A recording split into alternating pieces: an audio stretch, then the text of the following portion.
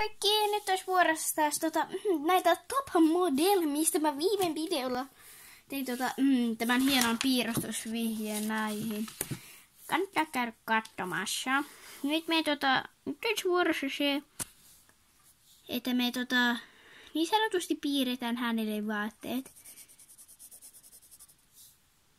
Ottakaa, nyt tulee paljon hienompaa jälkeä. Tässä on oikein hieno mekko hänelle. No niin, mekko. Ei, tuohon ei tule napaa. Se ei ole napamekko. Se on vyö. Koska he is a piraatti. Merirosvo. No ei nyt oikeesti.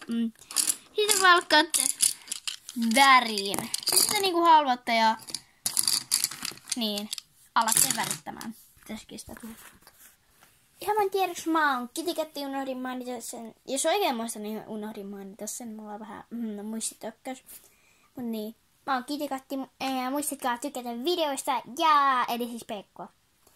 Ja sitten tietenkin tilata kanava. Se on tosi kiva, kun tilaatte kanavan.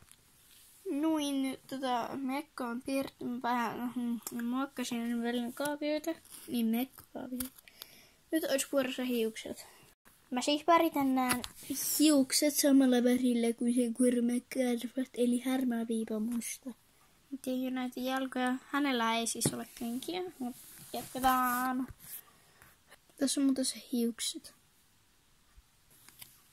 Tässä on tää hieno lopputulos, sillä on punaiset etuvuodet ja niin sun näin. Jos moikka, ja mä oon Kiikatti, muistakaa tykätä videosta ja laittaa peukkua. Se olisi tosi kiva, jos tilaa sitten. Koska mulla on vieläkin vaan 6 tilaa ja mua vähän harmittaa se, kun mua ei ole vielä kukaan hirveästi tilannut. Nyt on 6 ihan aika suuri määrä aloittelijaksi. Mutta hei, laittakaa edes peukku.